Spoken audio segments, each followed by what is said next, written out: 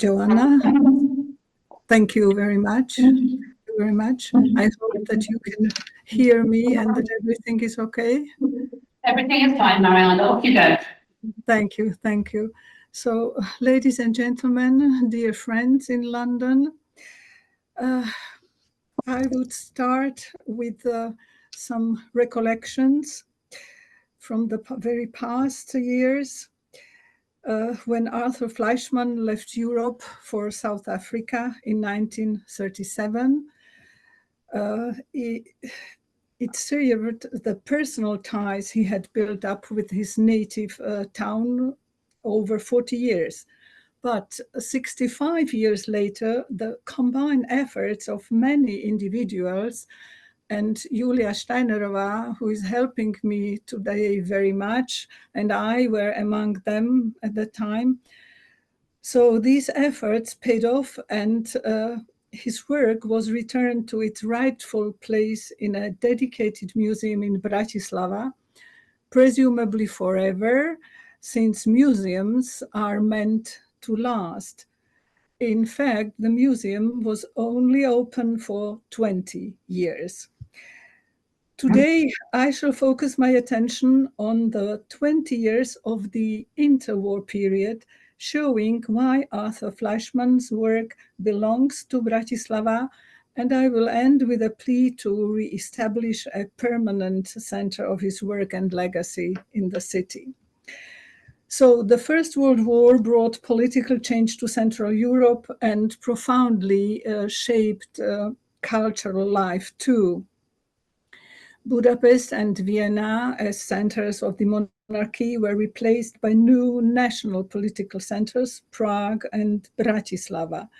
With the founding of the Czechoslovak Republic, Bratislava had, so to say, invent herself and started to develop her own cultural and artistic structures, which included the following.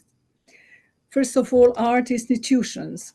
The old Pressburger Kunstverein, established in 1885, was joined in 1920 by the Spolok Slovenských umelcov, founded by painter Julius Kern in the town of Martin, and in 1921 by the first Society of Artists, so-called Umelecká beseda Slovenska.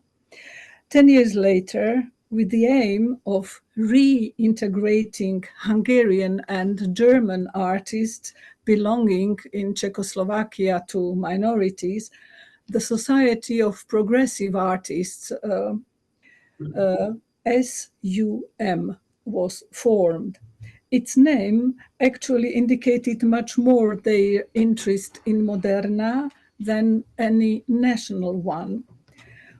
The first school of art and craft, we can see on this slide, a sort of Slovak Bauhaus, was founded in 1828, and the first monthly journal of art, architecture, and interior, under the title Forum, contained regular reports on art and exhibitions.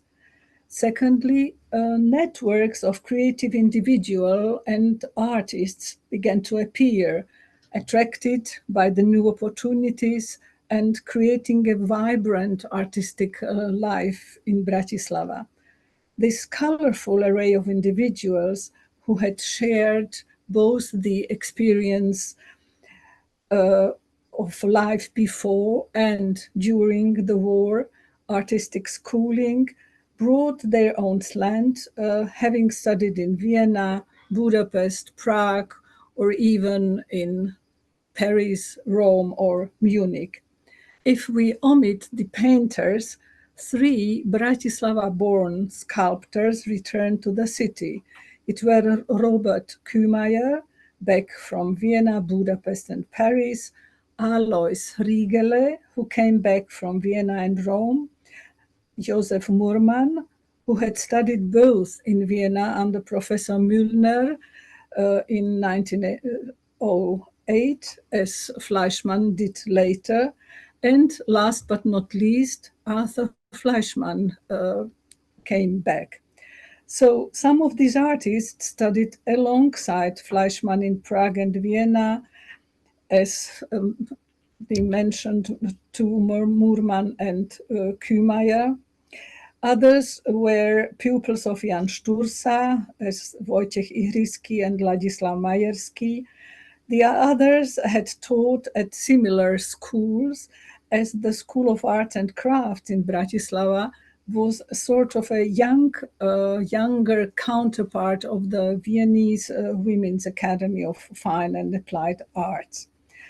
Like Murman, Fleischmann traveled between Vienna and Bratislava to visit his family, so they would naturally have come into contact with each other.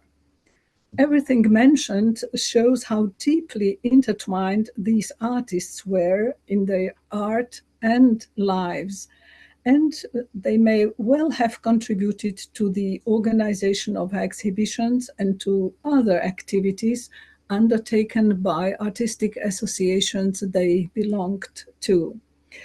These sculptors were extremely versatile, working as sculptors, medallists, ceramicists, and turning their hand to decorative art, poster design, textile, which in turn fed into the modernist tendency of blurring or even erasing the line between fine and applied art. In tandem with this was a greater respect for materials, more precisely for exploring diverse materials, which would later become fundamental to Fleischmann's art over the 7 decades.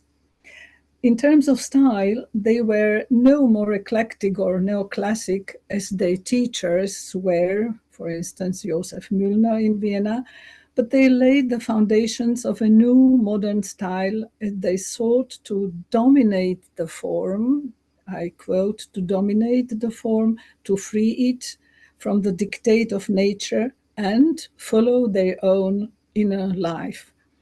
The end of quotation. Unsurprisingly, their works exhibit similarities in expression. The fine facial features in the portraits of a young woman, next slide, please, by Arthur Fleischmann, the left side, compared to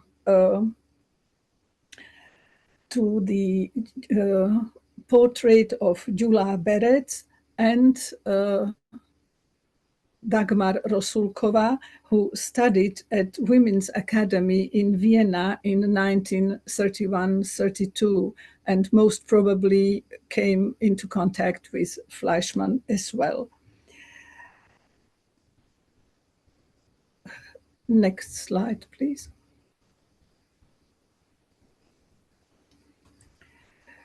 Here we see another type of stylization.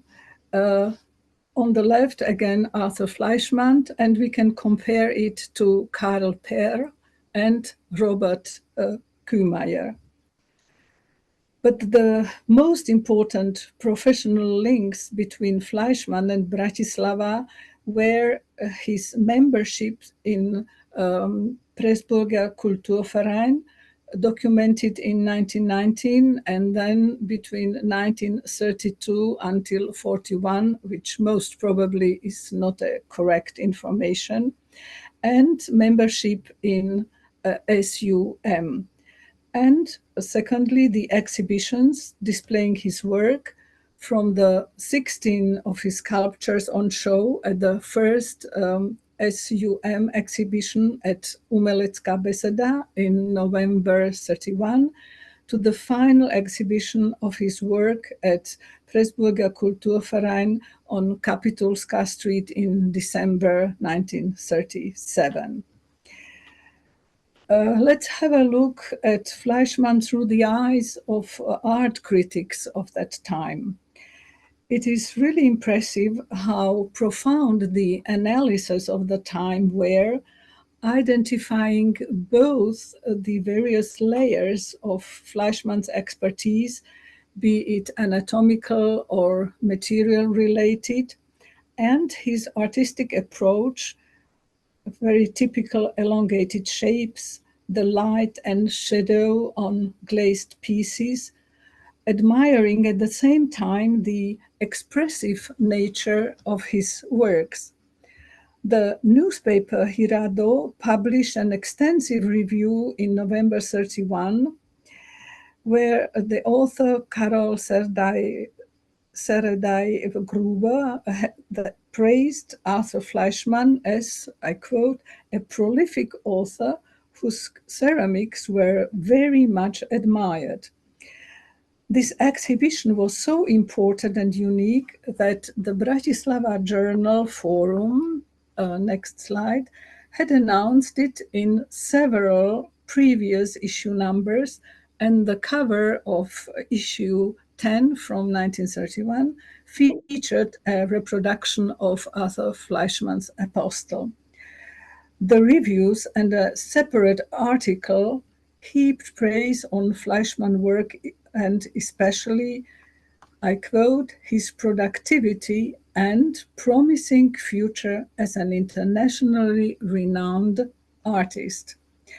Dr. Fleischmann's colored glazed ceramics of James, John, Andrew, and Paul are suggestive of Gothic art. Its prolonged composition, however, is a clear evidence of Fleischmann's stylistic ability. Next slide. The transcendence of anatomy is compensated for its inadequacy by means of unifying decorative impression.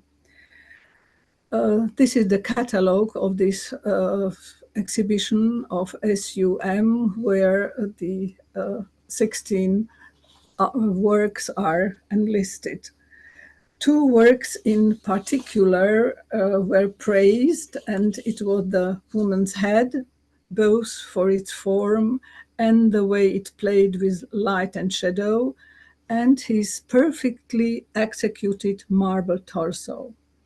Another reviewer, Antal Sándor, thought of Fleischmann's ceramic pieces as constituting a completely new level. He also was excited by the small bust, I quote, a noble art value on its own, which for its inner quality is a convincing proof of his talent.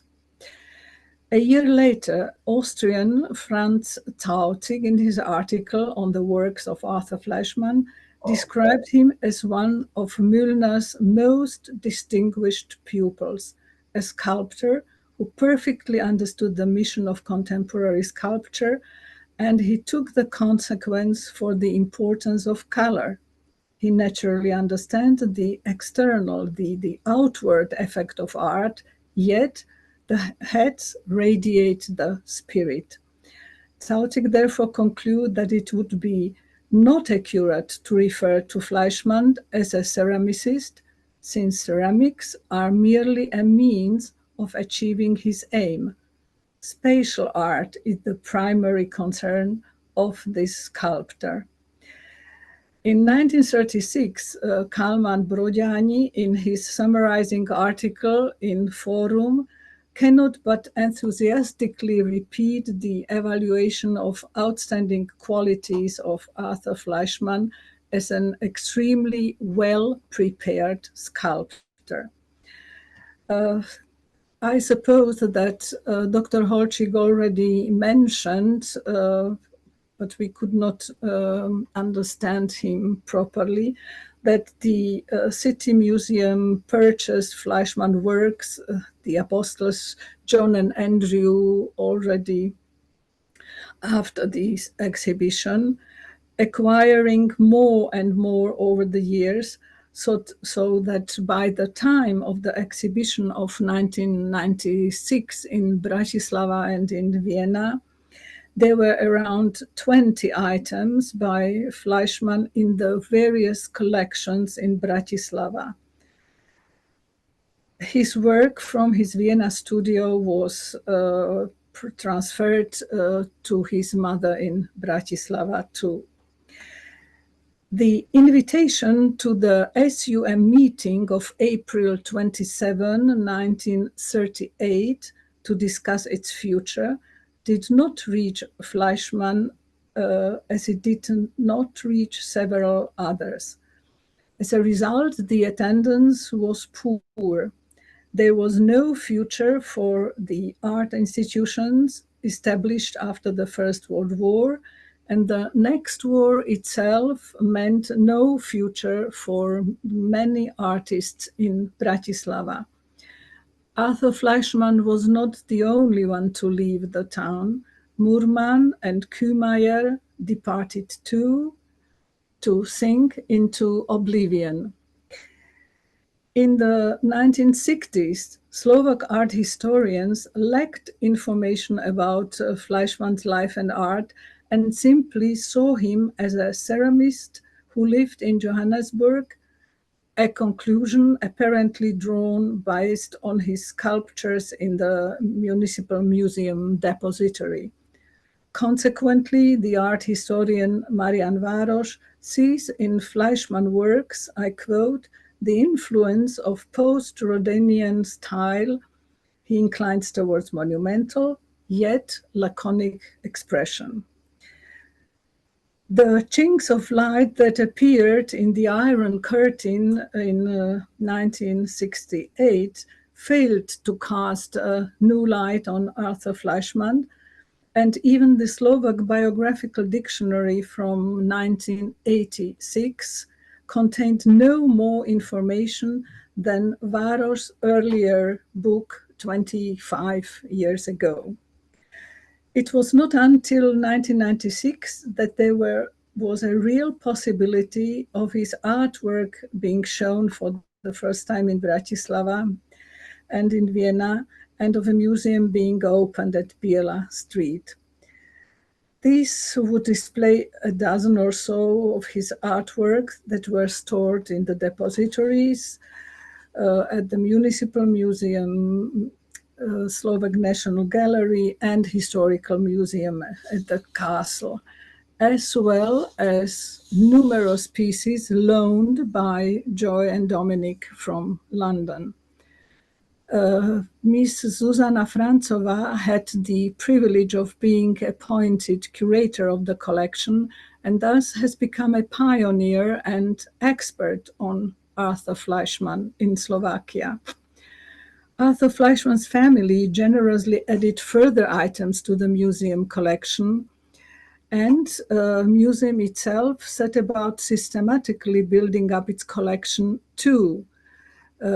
Between 2003 and 2015, the collection grew to include additional 21 pieces, and another 35 pieces came by 2019, all from Johannesburg and London. So the Municipal Museum and its curator were by merit proud of its, I quote, dignified art showcase that can certainly compete with those abroad, end of quotation. Sadly, though, that this very positive, very promising commitment was stopped and did not continue. So my paper arguing for Arthur Fleischmann's place in Bratislava, where in the first part of his artistic career, he was one of the city's most important sculptors, cannot but end with a plea to preserve the unique, valuable heritage of this internationally renowned artist for Bratislava and its visitors. Thank you very much.